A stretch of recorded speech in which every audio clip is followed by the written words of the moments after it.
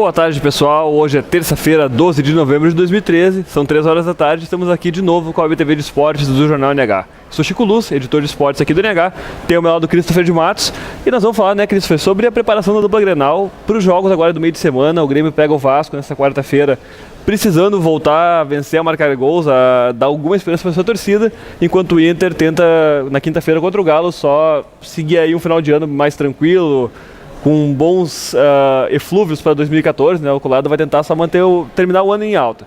Vamos começar falando do Grêmio, que joga agora nessa quarta-feira, um jogo que pela tabela seria fácil, mas o Vasco mostrou que está a fim de encrencar a briga contra o rebaixamento, né, Cris? Fez um jogo bom contra o Santos no domingo e vai dificultar a vida do tricolor. Nesse momento nenhum jogo para o Grêmio é fácil, Chico, por conta do próprio Grêmio, que não faz boas atuações, não tem tido boas atuações, melhor dizendo, já há um bom tempo. Agora, o que mais pesa nesse momento é a falta de foco que me parece que atinge o Grêmio. Ao invés de estar preocupado com a classificação para a Libertadores, com o G4, de buscar ainda, quem sabe, o segundo lugar que lhe daria a vaga para a fase de grupos, um mês de janeiro tranquilo de pré-temporada e poder jogar a partir só de fevereiro. O que eu vejo mais é o Grêmio preocupado nas discussões de renovação ou não de Renato. É um Grêmio discutindo internamente os seus problemas que deveriam ser internamente, publicamente. Ou seja, é uma falta de foco. A eliminação na Copa do Brasil e a sequência de jogos ruins pelo brasileiro certamente afetaram e muito. A gente poderia aqui sentar e falar da falta de gols, dos 7 jogos sem vencer, dos 6 jogos sem marcar, dos quase 1000 minutos sem marcar um gol. Mais de 9 horas, né? Mais de 9 horas. Mas a situação do Grêmio é tão delicada e a eliminação na Copa do Brasil foi tão pesada que essa falta toda de títulos anteriores parece que vira uma avalanche, para usar um termo do próprio Grêmio, nesses momentos de derrocadas. As tragédias tendem a ser muito maiores. E uma eliminação que poderia ser considerada algo normal acaba tendo esse impacto tão negativo no Grêmio. Pois é, o Grêmio que ainda está em terceiro lugar, né? Mas agora encostaram de vez. O Grêmio agora não está naquela situação de toda a gordura que tinha foi queimada. O Goiás a famosa lipoaspiração no brasileiro, o Grêmio. O Grêmio fez a Operação Verão, fez uma lipoaspiração, só que não está dando muito certo. O Vitória encostou, tá a 3 pontos e se vencer. O Vitória joga contra o Cruzeiro, né? Então também é um jogo que pode confirmar o título pro Cruzeiro, mas o Vitória joga em casa e se vencer e o Grêmio perder, o Vitória passa o Grêmio, porque vai chegar o mesmo número de vitórias. Mesmo se não for nessa rodada, é um inimigo para as outras rodadas. É um inimigo para as outras rodadas. O Goiás está encostado, o Botafogo está encostado e o Atlético Paranaense já abriu uma vantagem também. Então, a gente vê muitos gremistas falando que se é para classificar para a Libertadores no ano que vem e não vencer, talvez seja melhor nem classificar, mas não é bem assim também, né? Claro que não, claro que não.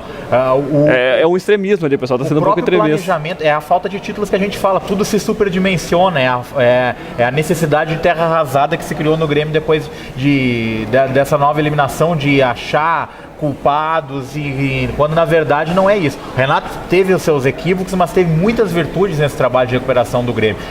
Digamos que nem o gênio que ele pensa ser, mas nem o demônio que parte da torcida criou a partir das eliminações e dos resultados ruins. Ele está ali no limiar dos treinadores bastante comuns, eu diria. Ele tem dificuldade de mudar o jogo no segundo tempo, fazer aquela leitura de segundo tempo. Ele demora demais para mexer no time no segundo tempo. Os jogadores contra o Cruzeiro entraram depois dos 30 minutos, já estava 2-0 para o Cruzeiro. Ele talvez com um pouco mais de humildade, alguém que encoste no ombro dele, alguém que dê aquela dica um pouco mais forte.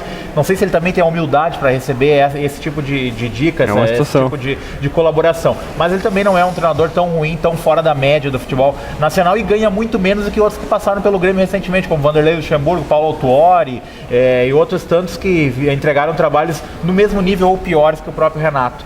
Agora, a questão da Libertadores ela é delicadíssima. Em outros momentos, o jogo contra o Vasco e contra o Flamengo seriam considerados 6 pontos, mas nesse momento não dá para apostar nada disso. O Grêmio não consegue fazer gols. E sem gols não há vitórias. Sem vitórias não há 3 pontos e de 1 em 1 ponto, 0 em 0, a vaga na Libertadores fica cada vez mais ameaçada. Principalmente porque podem ser só 3. Já tem um brasileiro na final da Sul-Americana, ou São Paulo ou Ponte, se vencerem na Sul-Americana, tiram a vaga da Libertadores pelo brasileiro. Aí o Grêmio estaria no limite, né, na linha de corte e podendo ser ultrapassado nessa rodada por Botafogo, Goiás e até Vitória. Pois é. Na quinta-feira, o Inter entra em campo, vai jogar contra o Atlético Mineiro lá no Independência. A gente sabe que o Atlético tem aí um objetivo bem maior nesse final de ano, que é o Mundial, mas o Galo vem usando os jogos do Brasileirão menos para preparar a sua equipe. Já tem que dar ritmo a alguns jogadores do elenco que talvez tenham que atuar, que não vinham jogando, como é o caso do próprio Luan, que vai ter que entrar no lugar do Fernandinho, porque o Fernandinho não pôde ser inscrito. Então, o Galo vai usar esse jogo para trabalhar o seu time, mesmo que não tenha o Ronaldinho. E o Inter vai ter que tentar fazer pontos fora de casa, ao menos para... Como a direção do Inter falou, o objetivo agora é ficar na primeira página da tabela na TV. É muito pouco para o Inter, mas ao menos é um objetivo, porque o Inter nem isso vinha tendo, né? Ter um objetivo no horizonte sempre é melhor do que não tê-lo, né?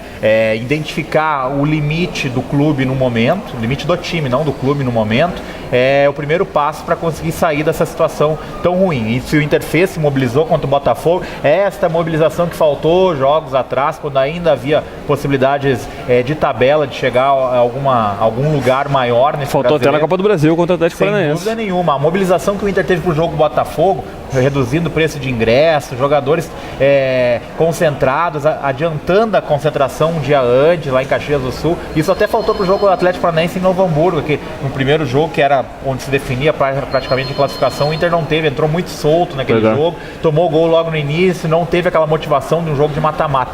Agora, para esse jogo, algumas novidades. O Klemer já vai ter a necessidade da mudança, o Ednei, que provavelmente não vai ficar pro ano que vem, que é um jogador que não mostrou qualidade técnica para isso, vai dar lugar ao Cláudio Vim, confirmação no início dessa tarde de terça-feira da lesão muscular do Ednei. Então o Cláudio Vim, que é um jogador que não é sequer titular no Sub-23. E que quando entra não mostra muito bom resultado também. A gente acompanhou os jogos do Inter contra o Novo Hamburgo nessa maratona de decisões.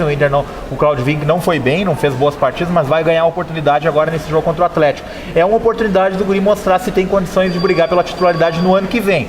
O Ednei não vai ficar, o Gabriel também possivelmente vai ter seu contrato rescindido. Então é uma oportunidade do Inter saber se vai ter pelo menos o titular ou o reserva para a próxima temporada. É um bom teste, um bom vestibular também para o Vink. Vamos ver então como é que sai a dupla Grenal. A gente volta nessa quarta-feira para falar ainda mais da dupla. Tem outros esportes ainda rolando, a gente vai ter nessa terça-feira, hoje às 8h30 da noite, a definição do último classificado para a Supercopa Gaúcha. Ontem o Passo Fundo venceu o Lajadense e venceu a Copa Serrana, já se juntou então a Inter e Novo Hamburgo.